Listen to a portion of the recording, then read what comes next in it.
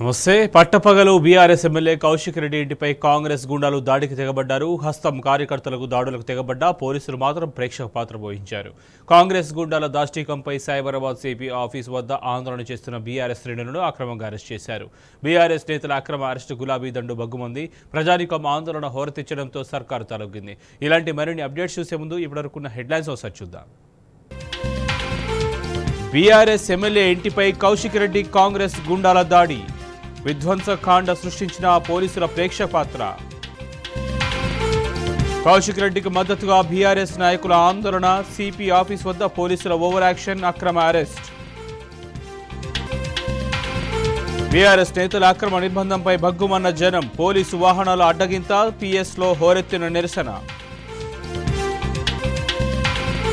ప్రజా ఆందోళనకు తలొగ్గిన కాంగ్రెస్ ప్రభుత్వం. బేషరతుగా అర్ధరాత్రి బీఆర్ఎస్ ఎమ్మెల్యేల విడుదల.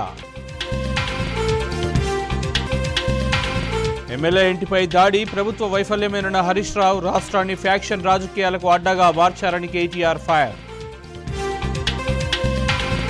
సిపిఎం ప్రధాన కార్యదర్శి సీతారాం ఏచూరి కన్నుమూత. గొప్ప నాయకుడిని దేశం కోల్పోయిందన్న కేసీఆర్.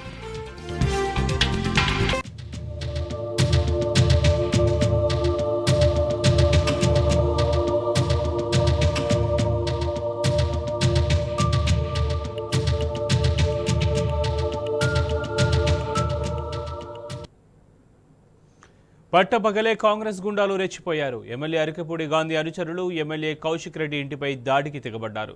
పోలీసుల సమక్షంలోనే విధ్వంసకాండ సాగించారు.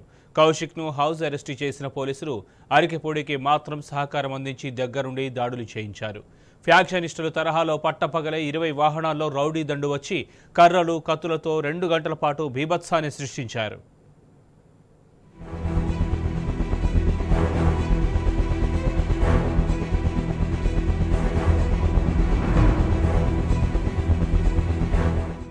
ఉదయం 11:30 గంటలు. రద్దీగా ఉన్న హైదరాబాద్ నగర రహదారులు. 20 వరకు తెల్లటి ఇన్నోవా వాహనాలు, వాటికి ముందు ఉన్న వాహనాల్లో ఇన్నోవాలను చిత్రీకరిస్తూ కెమెరాలు. ఫుట్బోర్డులపై నిలబడి చేతులూపుకుంటూ కోపంగా చూస్తూ 8 జంక్షన్లను ఎలాంటి ట్రాఫిక్ జామ్ లేకుండా దాటుకుంటూ వెళ్తున్న వాహన శ్రేణిని ఆశ్చర్యంగా చూస్తున్న వాహనదారులు ఇదేదో తెలుగు ఫ్యాక్షన్ సినిమాలో సన్నివేశం అనుకుంటున్నారా? ఇదంతా హైదరాబాద్ నడిబొడ్డున శేర్లింగంపల్లి ఎమ్మెల్యే అరికెపూడి గాంధీ, ఆయన కుమారుడు పృథ్వీతో పాటు అనుచర గణం చూపించిన ఆంధ్ర ఫ్యాక్షనిజం. బీఆర్ఎస్ ఎమ్మెల్యే పాడి కౌశిక్ రెడ్డి మీద దాడి చేసేందుకు వేసుకున్న భారీ స్కెచ్. కూకట్పల్లి వివేకానంద నగర్ నుంచి 9 కిలోమీటర్ల దూరంలో శేర్లింగంపల్లి నియోజకవర్గం కొండాపూర్ వరకు లక్షలాది మంది నిశ్చేష్యులై ఈ భయానక దృశ్యాలను చూశారు. వాహన శ్రేణికి ఇబ్బంది కలగకుండా 8 జంక్షన్లలో సిగ్నల్ ఫ్రీతో పాటు సైబరాబాద్ పోలీసులు సహకరించడంతో 20 నిమిషాల్లోనే కొండాపూరులోని కౌశిక్ రెడ్డి నివాసం కొల్ల లగ్జరీ విల్లాస్ కు వాహనాలు చేరుకున్నాయి. పోలీసులు అడ్డుకున్నట్లుగా ప్రయత్నించగానే కొందరు గేట్ ఎక్కడం, మరికొందరు గేటును తన్నుకుంటూ లోపలికి వెళ్లారు. అరికెపూడి పృథ్వీ అనుచరులు కౌశిక్ రెడ్డి విల్లా దగ్గరికి వెళ్లి పథకం ప్రకారం సంచుల్లో తెచ్చుకున్న టమాటాలు, కోడిగుడ్డను కౌశిక్ రెడ్డి ఆయన ఇంటిపై విసిరారు. ఇంటి ముందు ఉన్న పూల కుండీలను ధ్వంసం చేసి రాళ్లతో ఇంటి అద్దాలను పగలగొట్టారు. కౌశిక్ రెడ్డి ఆయన పక్కన ఉన్న బీఆర్ఎస్ నాయకులపైన రాళ్లు విసిరారు. 2 గంటల పాటు బీభత్సాన్ని సృష్టించిన ఘటన రాష్ట్రంలో సంచలనం సృష్టించింది.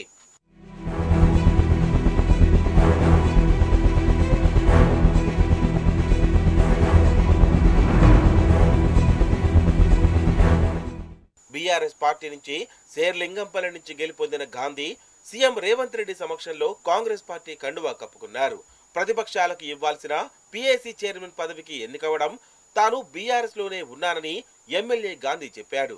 దీంతో హుజూరాబాద్ బీఆర్ఎస్ ఎమ్మెల్యే కౌశిక్ రెడ్డి గాంధీ ఇంటికి వచ్చి గులాబీ కండువా కప్పి ఇంటిపై బీఆర్ఎస్ జెండా ఎగరవేస్తానని ప్రకటించారు. దీంతో సైబరాబాద్ పోలీసులు ఉదయమే కౌశిక్ రెడ్డి ఉంటున్న కొండాపూర్ కొల్ల లగ్జరీ విల్లాస్ ఉన్న గేటెడ్ కమ్యూనిటీకి చేరుకొని కౌశిక్ రెడ్డిని గృహ నిర్బంధం చేశారు. ఈ క్రమంలో ఎమ్మెల్యే అరికెపూడి గాంధీ తానే కౌశిక్ రెడ్డి నివాసానికి వెళ్తానని ముందుగానే ప్రకటించారు. గాంధీ వస్తే తాను సాధారణంగా ఆహ్వానించి భోజనం పెట్టి తెలంగాణ భవన్కు వెళ్లి ప్రెస్ మీట్ నిర్వహించి బీఆర్ఎస్ అధినేత కేసీఆర్ వద్దకు వెళ్తామని ఎమ్మెల్యే కౌశిక్ రెడ్డి స్వాగతించారు.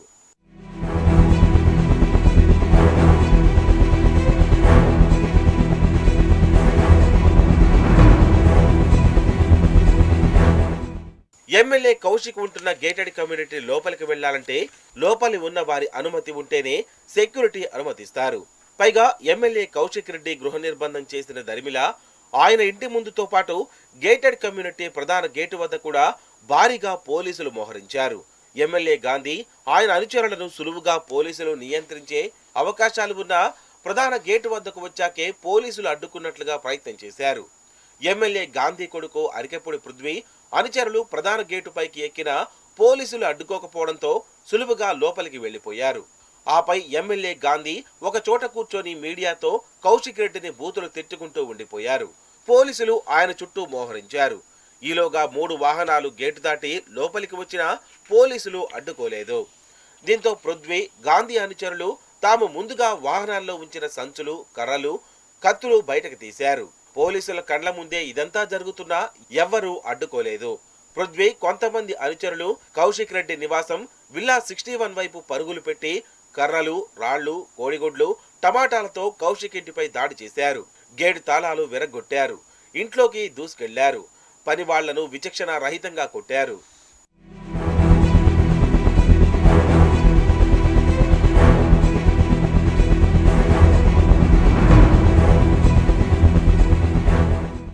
వాస్తవానికి అరికెపూడి గాంధీని గేటెడ్ కమ్యూనిటీ బయటనే పోలీసులు నియంత్రించే వీలుంది. అంతమేర బలగాలు ఉన్నాయి. కానీ లోపలికి అనుమతించి కండ్ల ముందు దాడి జరిగిన ప్రేక్షక పాత్ర పోషించారు. ఎమ్మెల్యే గాంధీ కుమారుడు పృథ్వీ అనుచరుల దాడి ప్రణాళిక పూర్తయ్యాక ఎమ్మెల్యే గాంధీ కౌశిక్ రెడ్డి ఇంటి వైపునకు వెళ్లేందుకు ప్రయత్నించారు. అప్పుడు పోలీసులు ఆయన్ని ఎత్తుకొని పోలీసు వాహనంలో నార్సింగి పోలీస్ స్టేషన్ కు తరలించారు.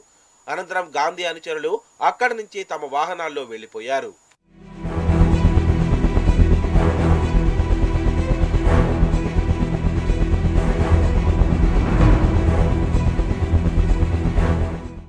కాంగ్రెస్ కార్యకర్తల రాళ్ల దాడిలో కౌశిక్ ఇంటి అద్దాలు, పూల కుండీలు, గేటు ధ్వంసమయ్యాయి. ఇంట్లో అద్దాలు పగిలిన గదిలో ఇటీవల గుండె ఆపరేషన్ జరిగిన కౌశిక్ మామ కృష్ణారెడ్డి ఉన్నారు. ఈ దాడితో ఆయన తీవ్ర ఆందోళనకు గురయ్యారు. దీంతో మళ్లీ అనారోగ్యం పాలయ్యారు. కాంగ్రెస్ కార్యకర్తల రాళ్ల దాడిలో ఆయనకు త్రుటిలో ప్రమాదం తప్పింది. కౌశిక్ రెడ్డి ఇంట్లో పనిచేస్తున్న 2 మహిళలపైన దాడి చేశారు. దాడి చేసిన వారి చేతుల్లో కర్రలు, కత్తులు ఉన్నాయని లక్ష్మి అనే మహిళ మీడియాకు తెలిపారు. 2 గంటల పాటు కౌశిక్ రెడ్డి ఇంటి వద్ద గాంధీ అనుచరులు హంగామా సృష్టించారు.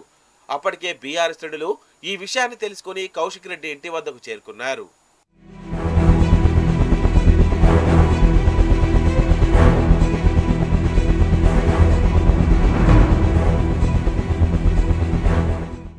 గాంధీ విషయంలో పోలీసులు చేతులెత్తేశారు.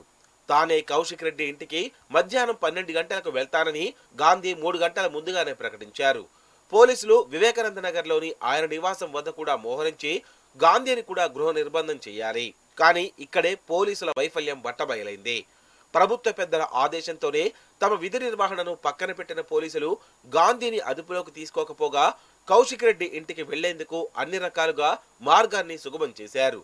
గాంధీ తన ఇంటి వద్దకు అనుచరులను పిలిపించుకొని కొండాపూర్కు ఎలా వెళ్లాలి, ఎలా దాడి చేయాలి అనే ప్రణాళికలను రూపొందించుకున్నారు. గాంధీ ఇంటి వద్ద ఉన్న పోలీసుల ముందే అనుచరులు రావడం, సంచుల్లో కోడిగుడ్లు, టమాటాలు నిల్పడం, వాహనాల్లో కర్రలు, కత్తులు వేసుకోవడం జరిగిందనే విమర్శలు వస్తున్నాయి. పోలీసుల సమక్షంలోనే వారి సహకారంతోనే కౌశిక్ రెడ్డిపై జరిగిన దాడి బయట ప్రపంచానికి తెలిసిందే. సైబరాబాద్ పోలీసుల ప్రతిష్ట గాలిలో కలిసిపోయింది.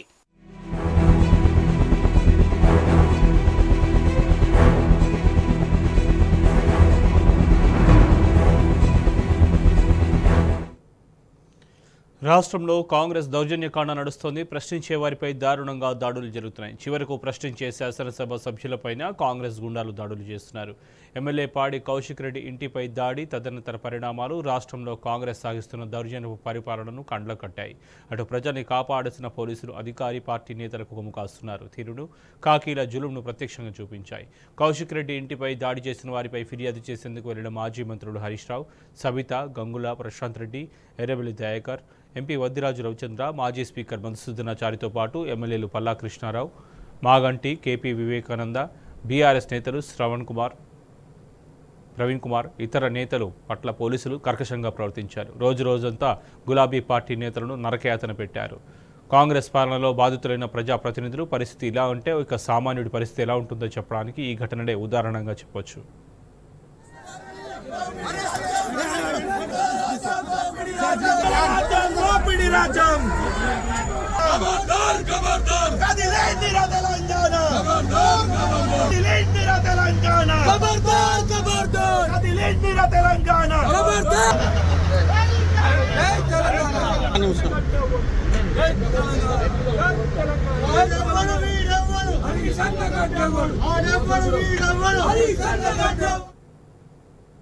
ఎమ్మెల్యే పాడి కౌశిక్ రెడ్డి ఇంటిపై దాడి ఘటనపై ఫిర్యాదు చేసేందుకు మాజీ మంత్రి హరీష్ రావు, ఇతర మాజీ మంత్రులు, బీఆర్ఎస్ ఎమ్మెల్యేలు, నేతలు గురువారం మధ్యాహ్నం సైబరాబాద్ కమిషనరేట్కు వెళ్లారు. కౌశిక్ రెడ్డి ఇంటిపై దాడి చేసిన ఎమ్మెల్యే గాంధీని కాంగ్రెస్ గూండాలను అరెస్టు చేయాలని, హత్యాయత్నం కేసు పెట్టాలని ఫిర్యాదు చేయాలన్నారు. కానీ బాధితులుగా వెళ్లిన బీఆర్ఎస్ నేతలపై పోలీసులు జులుం చూపారు. వందలాదిగా మోహరించిన పోలీసులు గేటు దగ్గర అడ్డుకున్నారు. సిపి ఆఫీసులోకి వెళ్లనీయకపోవడంతో ఇరువురి మధ్య వాగ్వాదం జరిగింది. దీంతో పోలీసులు బీఆర్ఎస్ నేతలను అక్రమంగా అరెస్ట్ చేశారు.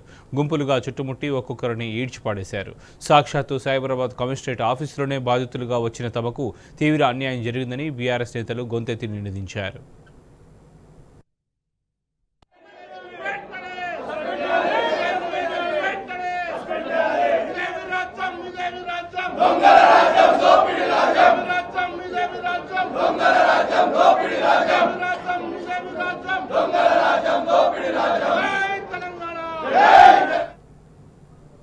సైబరాబాద్ కమిషనరేట్ ఎంట్రన్స్ గేట్ దగ్గర నుంచి ఓ పోలీస్ అధికారి బీఆర్ఎస్ నేతలతో అనుచితంగా ప్రవర్తించారు. మాజీ మంత్రి హరీష్ రావుపై చేయి వేసి బయటకు నెట్టే ప్రయత్నం చేశారు. దీంతో ఆగ్రహం వ్యక్తం చేసిన హరీష్ రావు మరో 4 ఏళ్లలో మా ప్రభుత్వం వస్తుంది, అంతా తిరిగి ఇచ్చేస్తామని వార్నింగ్ ఇచ్చారు. అటు బాధితుడైన ఎమ్మెల్యే పాడి కౌశిక్ రెడ్డిని సైతం అదే పోలీసు అధికారి అడ్డుకున్నారు. చేతులతో నెట్టే ప్రయత్నం చేయగా ఇద్దరి మధ్య మళ్లీ తీవ్ర స్థాయిలో వాగ్వాదం జరిగింది. హరీష్ రావును సైతం పోలీసులు వెనక్కి నెట్టే ప్రయత్నం చేస్తుంటే సిపి ఆఫీసుకు ప్రజలు రావద్దా, ఫిర్యాదు చేయొద్దా అంటూ ప్రశ్నించారు.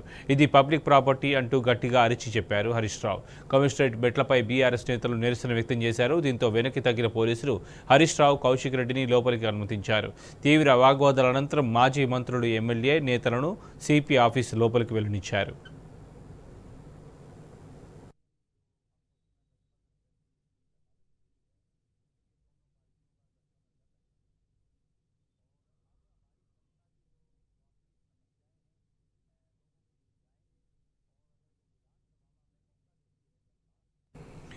అనంతరం సైబరాబాద్ జాయింట్ సిపి జోయల్ డేవిస్కు బీఆర్ఎస్ నేతలు ఫిర్యాదు చేశారు. అనారోగ్యం వల్ల సిపి అవినాష్ మోహంతి రాకపోవడంతో జాయింట్ సిపికి కంప్లైంట్ ఇచ్చారు. ఎమ్మెల్యే కౌశిక్ రెడ్డి ఇంటిపై దాడి చేసిన శాసనసభ్యుడు అరికపూడి గాంధీ, అతని అనుచరులు కాంగ్రెస్ గుండాలపై తక్షణం చర్యలు తీసుకోవాలని ఫిర్యాదులో కోరారు. హత్యాయత్నం కేసు నమోదు చేయాలన్నారు. అటు దాడి జరుగుతుండగా ఈ పరిసరాల్లో లేకుండా పోయిన స్థానిక డీసీపీ, ఏసీపీ, సిఐ, ఎస్ఐలను సస్పెండ్ చేయాలని, దాడికి సహకరించిన ఇతర పోలీసులపైన చర్యలు తీసుకోవాలని కోరారు. ఫిర్యాదుపై స్పందించిన జాయింట్ సిపి తక్షణం కేసు నమోదు చేస్తామని హామీ ఇచ్చారు. అయితే కేసు నమోదు కాకపోవడంతో నార్సింగి పిఎస్లో ఎమ్మెల్యే గాంధీ, అతని అనుచరులకు పోలీసులే రాచమర్యాదలు చేస్తున్నారని బీఆర్ఎస్ నేతలు ఆగ్రహం వ్యక్తం చేశారు. వారిపై హత్యాయత్నం కేసు నమోదు చేసే వరకు కదిలేది లేదని భీష్మించుకున్నారు.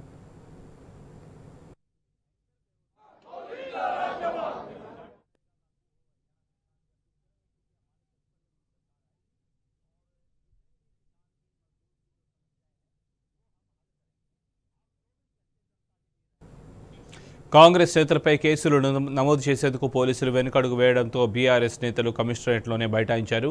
ఈ క్రమంలో బీఆర్ఎస్ నేతలకు పోలీసులకు మళ్లీ వాగ్వాదం జరిగింది.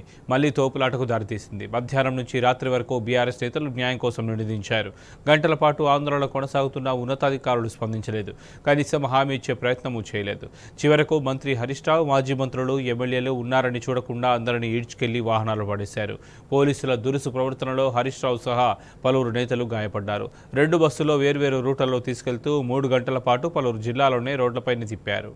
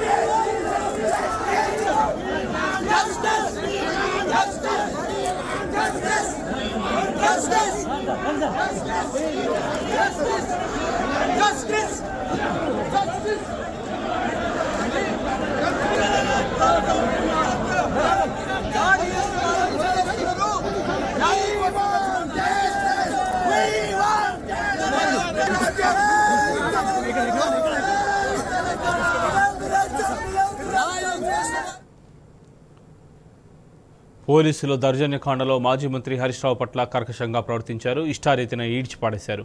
అత్యుత్సాహంతో చుట్టుముట్టి ఇష్టం వచ్చినట్టు నెట్టేయడంతో ఆయన చేతికి తీవ్ర గాయమైంది.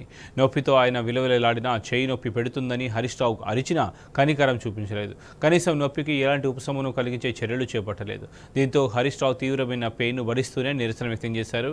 గంటల కొద్దీ బస్సులో తిప్పినా నొప్పిని భరిస్తూనే ఉన్నారు. పోలీసుల్లో కొందరు కావాలని హరీష్ రావును గాయపరిచినట్లు ప్రత్యక్ష సాక్షులు తెలిపారు. ప్రాథమిక చికిత్స కోసం ఎక్కడైనా ఆపాలని అడిగినా వినిపించుకోలేదని చెబుతున్నారు.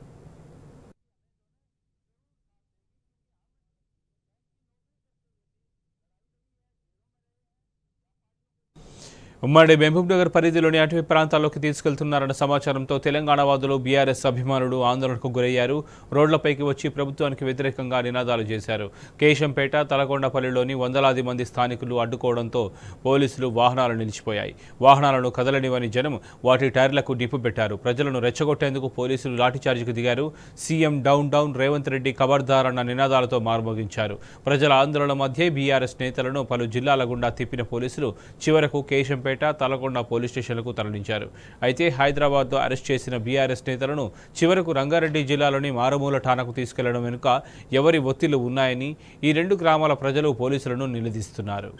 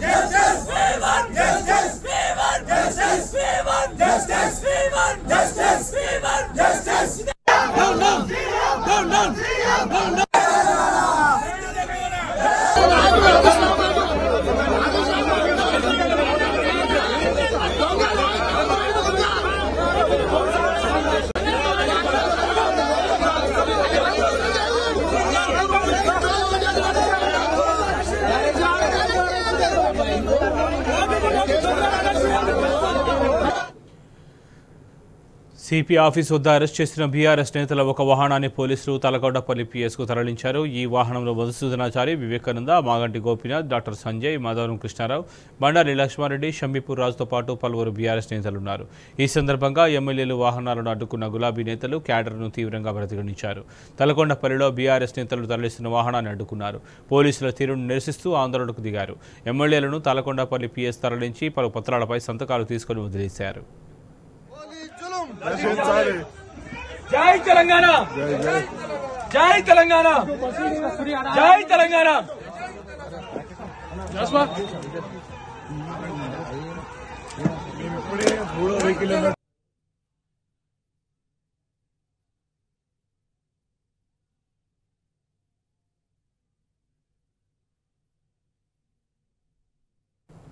మాజీ మంత్రి హరీష్ రావు ఉన్న వాహనాన్ని పోలీసులు కేశంపేట స్టేషన్కు తీసుకెళ్లారు. ఈ విషయం తెలిసిన వేల మంది బీఆర్ఎస్ శ్రేణులు, గ్రామస్తులు, అభిమానులు పోలీస్ స్టేషన్ ముందు ఆందోళనకు దిగారు. పోలీసు వాహనాలను అడ్డుకున్నారు. పోలీసులు పలుమార్లు వారిపై లాఠీచార్జ్ చేసినా ప్రజలు వెనక్కి తగ్గలేదు. దీంతో తప్పనిసరి పరిస్థితుల్లో టీఆర్ఎస్ నేతలను విడుదల చేస్తున్నట్లు పోలీసులు ప్రకటించారు. అయితే తమను ఎందుకు నిర్బంధించారో, ఎన్ని గంటల సేపు ఎందుకు పోలీసు వాహనాల్లో తిప్పారో, ఎందుకు ఇంత దూరం తీసుకొని వచ్చారో చెబితే పాపం బయట కాలు పెట్టేది లేదని బీఆర్ఎస్ నేతలు చెప్పారు. ముఖ్యంగా తాము ఫోన్ చేసినప్పుడు పోలీసు ఉన్నతాధికారులు ఎందుకు స్పందించలేదని హరీష్ రావు ప్రశ్నించారు. ఒక దశలో స్థానిక పోలీసులు హరీష్ రావుకు దండం పెట్టి మరీ దయచేసి స్టేషన్ నుంచి వెళ్లిపోవాల్సిందిగా విజ్ఞప్తి చేశారు. అయితే హరీష్ రావు వారికి ప్రతి నమస్కారం చేసి తమ ప్రశ్నలకు జవాబిచ్చే వరకు స్టేషన్ నుంచి కదిలే సమస్య లేదని అంతే మర్యాదగా జవాబిచ్చారు. హరీష్ రావు ప్రశ్నలకు పోలీసులు సమాధానం చెప్పలేక బికముఖం వేశారు.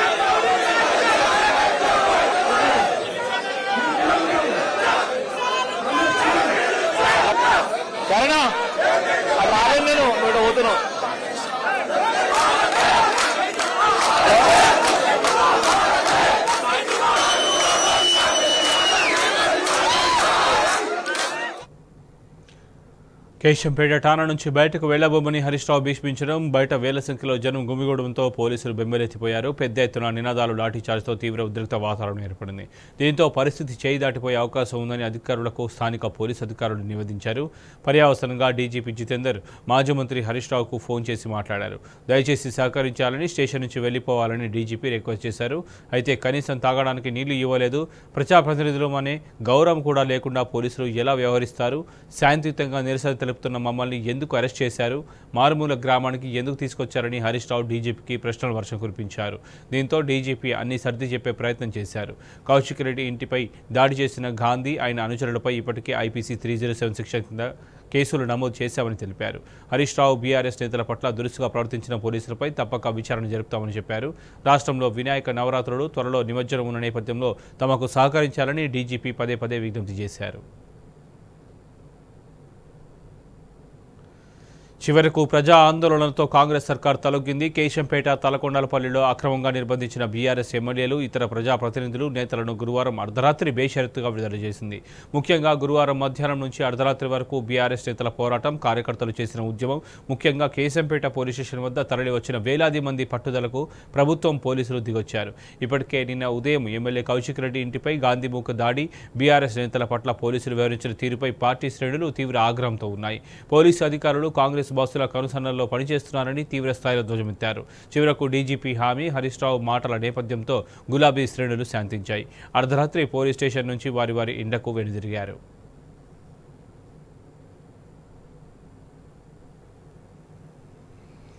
ఎమ్మెల్యే కౌశిక్ రెడ్డి ఇంటిపై దాడి చేసిన వారిపై ఫిర్యాదు చేయడానికి వెళ్లినందుకు పోలీసులు మమ్మల్ని అకారణంగా అరెస్ట్ చేశారని మాజీ మంత్రి ఎమ్మెల్యే హరీష్ రావు చెప్పారు. కౌశిక్ ఇంటిపై దాడి చేసిన వారి మీద 307 కింద కేసు నమోదు చేస్తామని డీజీపీ హామీ ఇచ్చారన్నారు. మరోవైపు హరీష్ రావు సహా బీఆర్ఎస్ నేతలు ఎవరిని అరెస్ట్ చేయలేదని, బేషరతుగా ఇంటికి వెళ్లాలని కోరినట్టు తెలిపారు. డీజీపీ హామీ మేరకు పోలీసులకు సహకరించాలని నిర్ణయించినట్టు చెప్పారు. హైదరాబాద్ ప్రతిష్ట, గణేష్ పండుగ, నిమజ్జనం విధుల్లో ఉన్న పోలీసులను ఇబ్బంది పెట్టకూడదన్న ఉద్దేశంతో ఇప్పటికీ సహకరిస్తున్నామన్నారు. కాకీలు పక్షపాతం చూపొద్దన్నారు. బీఆర్ఎస్ బాధ్యతాయుతమైన పార్టీ అని, ప్రజల తరఫున నిరంతరం పోరాడుతుందని హరీష్ రావు స్పష్టం చేశారు.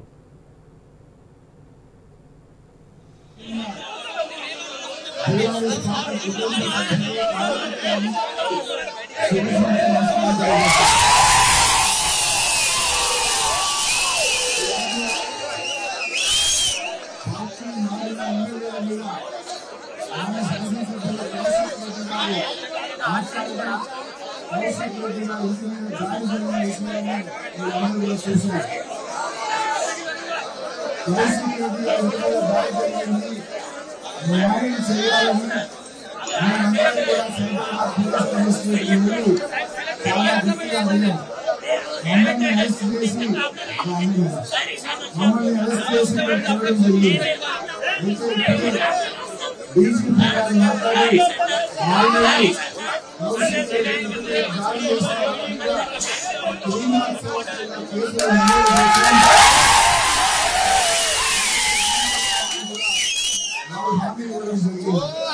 అంతేకాకుండా మమ్మల్ని కూడా అరెస్ట్ చేయలేదు, మీరు బేషరతుగా ఇంటికి వెళ్ళొచ్చని కూడా ఇప్పుడే చెప్పడం జరిగింది. మనము తెలంగాణ ఉద్యమ పార్టీ పోరాటం చేసి తెలంగాణ తెచ్చిన పార్టీ, ఈ తెలంగాణ రాష్ట్రం బాగుండాలని కోరుకునేటువంటి పార్టీ. ఒకవైపు గణేష్ నిమజ్జనం జరుగుతూ ఉంది, ఇంకొక వైపు రాష్ట్రంలో పెద్ద పండుగ గణేష్ నిమజ్జనం. హైదరాబాద్ లో పెద్ద ఎత్తున పండుగ జరుగుతుంది. పోలీసులందరూ కూడా మరి ఇబ్బంది పడి లా అండ్ ఆర్డర్ ఇబ్బంది రావద్దు, మన హైదరాబాద్ ప్రెస్టేజ్ దెబ్బతినద్దు అనే ఉద్దేశంతో మరి ఈ రోజు బీజేపీ ఇచ్చిన హామీ మేరకు మనము ఈ రోజు ఇక్కడ నుంచి అందరం కూడా వెళ్ళడం జరుగుతూ ఉంది. నిజంగా మీకు ఎన్ని రకాల కృతజ్ఞత చెప్పినా కొద్ది సెకండ్లు కొద్ది నిమిషాల్లోనే మమ్మల్ని అరెస్ట్ చేసి ఇటువైపు చేస్తున్నారని తెలవగానే మీకు మీరు ప్రాణాలకు తెగించి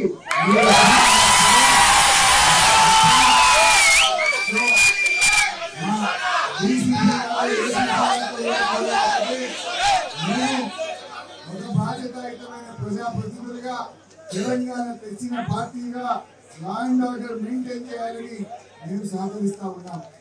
గణేష్ పండుగ దృష్టిలో పెట్టుకొని మేము సహకరిస్తా ఉన్నాం. ఖమ్మంలో మన ఎమ్మెల్యేల విధంగా దాడి మీద కూడా తప్పకుండా తగిన చర్యలు తీసుకుంటామని కూడా చెప్పారు. నమ్మకం కొద్దీ, పోలీసుల మీద విశ్వాసం కొద్దీ, బాధ్యత కొద్దీ మేము సహకరిస్తా ఉన్నాం. దయచేసి మాట మీద నిలబడాలని చెప్పి పోలీసులను కూడా కోరుతా ఉన్నాం. అధికారం ఎవరికి శాశ్వతం కాదు. అధికారం అనేది ఇవాళ వాళ్ళ దగ్గర ఉండొచ్చు, రేపు మా దగ్గర ఉండొచ్చు. కానీ లా అండ్ ఆర్డర్ మెయింటైన్ చేయండి, న్యాయాన్ని పాటించండి, ఏకపక్షంగా ఉండొద్దని కూడా పోలీసు అధికారులందరినీ కూడా కోరుతూ, దయచేసి మళ్ళీ మేము పోయిన తర్వాత మా కార్యకర్తలను ఎవరు ఇబ్బంది పెట్టినా తిరిగి మళ్ళీ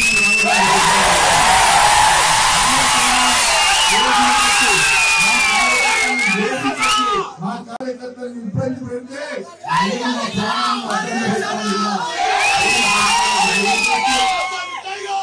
కార్యకర్తలు కూడా మీరందరూ మీరందరూ ఇబ్బందుల్లో ఉన్నారు. ఎందుకంటే మన లక్ష్యం రైతుల రుణమాఫీ. హైకమాండ్ ఆదేశాలకు వ్యతిరేకంగా రేవంత్ రెడ్డి నడుచుకుంటున్నారనే అభిప్రాయం వ్యక్తమవుతోంది. రాహుల్ గాంధీ ఇతర నేతల అభిప్రాయాలకు రేవంత్ గౌరవం ఇవ్వడం లేదని సొంత పార్టీ నేతలు చర్చించుకుంటున్నారు. ఫిరాయింపుల విషయంలో రాహుల్ గాంధీ ఆంక్షలకు విరుద్ధంగా వ్యవహరిస్తున్నారనే విమర్శలు వ్యక్తమవుతున్నాయి. ఊరంతా ఒకదారి, ఉలికి పిట్టది మరోదారి అన్నట్టు ఇతర కాంగ్రెస్ పాలిత రాష్ట్రాల తీరుకు వ్యతిరేకంగా రేవంత్ పయనం చేస్తున్నట్టు తెలుస్తోంది. ఎడ్డెమంటే తడ్డెమన్నట్లు తయారైంది సీఎం రేవంత్ వ్యవహార శైలి. అధిష్టానం పెద్దలది ఒక దారైతే ముఖ్యమంత్రిది మరొక దారి అయింది. వాళ్ల చర్యలకు, అభిలాషలకు పూర్తి వ్యతిరేకంగా రేవంత్ పనులు ఉంటున్నాయని ప్రభుత్వ వర్గాల్లో టాక్. ఊరంతా ఒకదారైతే ఉలిపిరి కట్టది మరో దారి అన్నట్లు దేశంలో కాంగ్రెస్ పాలిత రాష్ట్రాలన్నీ హైకమాండ్ రూట్ లో వెళ్తుంటే తెలంగాణలో రేవంత్ రెడ్డి మాత్రం తన రూటే సెపరేట్ అంటున్నారు. ఢిల్లీలో ఆకాంక్షలకు పూర్తిగా విరుద్ధంగా ఇష్టానుసారంగా నిర్ణయాలు తీసుకుంటున్నారు. ఇలాగే తప్పు మీద తప్పు చేస్తూ శ్రీకృష్ణుడు శిశుపాలునికి 100 తప్పుల అవకాశం ఇచ్చినట్లుగా రాహుల్ గాంధీ రేవంత్ రెడ్డికి ఛాన్స్ ఇవ్వకపోవచ్చని కాంగ్రెస్ వర్గాల బోగట్ట.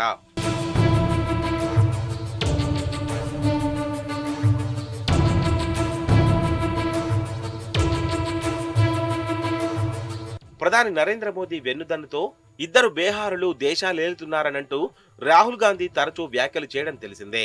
దేశస్థూల ఉత్పత్తికి అదానీ, అంబానీలిద్దరూ తీవ్ర విఘాతాన్ని కలిగిస్తున్నారనేది ఆయన వ్యాఖ్య. దేశంలో అదానీ అడుగుపెట్టని బిజినెస్ రంగం లేదని, మోదీ కూడా ఈ టైకూన్ జేబులు నింపేందుకు దేశ ప్రయోజనాలను ఫణంగా పెడుతున్నారనేది రాహుల్ వ్యాఖ్య. ఇదిలా ఉంటే రాష్ట్ర ముఖ్యమంత్రి రేవంత్ రెడ్డి వైఖరి ఇందుకు పూర్తి విరుద్ధంగా ఉంది. మొన్న దావోస్ లో జరిగిన వరల్డ్ ఎకనామిక్ ఫోరం సమ్మిట్ లో రేవంత్ తెలంగాణ ప్రభుత్వం తరపున బిగ్ బిజినెస్ బుల్ గౌతమ్ అదానీతో 12,400 కోట్ల పెట్టుబడుల కోసం 4 MOUలు కుదుర్చుకున్నారు. ఈ పరిణామం రాహుల్ గాంధీకి తీవ్ర ఆగ్రహాన్ని తెప్పించింది. తర్వాత ఆయనను చల్లబరిచేసరికి సీఎం రేవంత్ తల ప్రాణం తోకలోకి వచ్చిందట.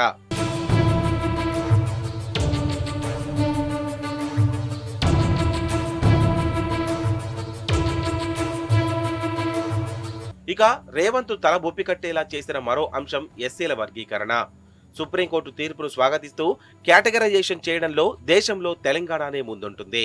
అవసరమైతే ఒక ఆర్డినెన్స్ కూడా వేస్తామని రేవంత్ ప్రకటించడం రివర్స్ అయింది. అలా ఆల్ ఇండియా కాంగ్రెస్ కమిటీ అధ్యక్షుడు మల్లికార్జున ఖర్గే ఇందుకు పూర్తి భిన్నమైన కామెంట్ చేశారు.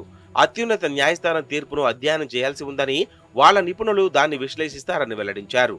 ఆ తరువాతనే కాంగ్రెస్ పాలిత రాష్ట్రాల్లో అపెక్స్ కోర్టు తీర్పును అమలు చేయాలా వద్దా అన్న నిర్ణయాన్ని తీసుకుంటామని ప్రకటించారు.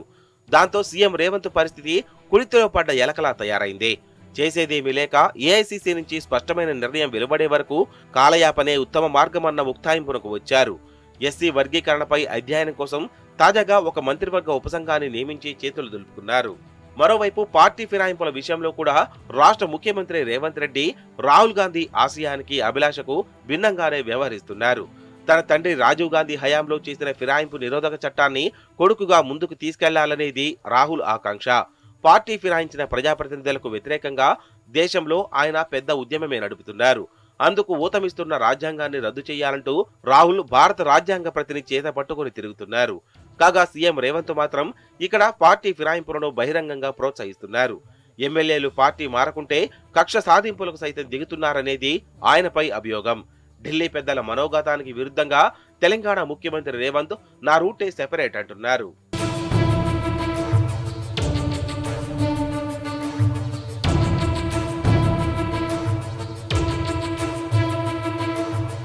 ఇదిలా ఉంటే assembly public accounts committee chairman నియామకంలో కూడా Revanth Reddy all India Congress party అనుసరిస్తున్న జాతీయ విధానానికి వ్యతిరేకంగా నిర్ణయం తీసుకోవడం తాజాగా వివాదాస్పదమైంది. కాంగ్రెస్ పాలిత రాష్ట్రాల్లో పీఏసీ చైర్మన్లుగా ప్రతిపక్ష పార్టీ ఎమ్మెల్యేలే ఉన్నారు. పక్క రాష్ట్రం కర్ణాటకలో ఆ పదవిని బీజేపీ యువనేత తేజస్వి సూర్యకు ఇచ్చారు. పార్లమెంటులో కూడా పబ్లిక్ అకౌంట్స్ కమిటీ బాధ్యతలను కాంగ్రెస్ పార్టీ తరపున కేసీ వేణుగోపాల్ తీసుకున్నారు. తెలంగాణలో మాత్రం అందుకు విరుద్ధంగా సీఎం రేవంత్ పీఏసీ చైర్మన్ పదవిని పార్టీ ఫిరాయించిన ఎమ్మెల్యేలకు కట్టబెట్టి కొత్త వివాదానికి తెరలేపారు. కాగా రేవంత్ రెడ్డి మీద ఢిల్లీ అధిష్టానం దగ్గర ఇప్పటికే ఫిర్యాదుల మోత మోగుతోందట. వాళ్ల అన్నదమ్ముల దందాలు, హైడ్రా ఏర్పాటు తదితర అంశాలపై అనేక మంది కాంగ్రెస్ హైకమాండ్ దగ్గర తమ కష్టాలు మొరపెట్టుకుంటున్నారని వినికిడి. రాజీవ్ గాంధీ విగ్రహ ప్రతిష్టాపన అంశం కూడా వివాదాస్పదమైంది. సోనియా, రాహుల్ ఇద్దరు రాజీవ్ విగ్రహావిష్కరణకు రామని తేల్చి చెప్పేదాకా విషయం వెళ్లిందని అప్పట్లో విన్నాం. తెలంగాణ సెంటిమెంట్కే ప్రథమ ప్రాధాన్యం ఇవ్వాలని హస్తిన పెద్దలు రేవంత్ రెడ్డికి సుద్దులు చెప్పి మొట్టికాయలు కూడా వేశారట. దీంతో ఆగమేఘాల మీద తెలంగాణ తల్లి విగ్రహాన్ని సచివాలయం ప్రాంగణంలో ఏర్పాటు చేసేందుకు రేవంత్ రెడ్డి భూమి పూజ చేయాల్సి వచ్చింది. ఇలా ప్రతిసారి చేతులు కాలాక ఆకులు పట్టుకుంటే కుదరదని, పైకి విచ్చలవిడి స్వేచ్ఛ ఉన్న ప్రజాస్వామ్య పార్టీలా కనిపించినా టైం వస్తే కొరడా జులిపించడంలో కాంగ్రెస్ ది అందివేసిన చెయ్యి అనేది రాజకీయ విశ్లేషకుల అభిప్రాయం.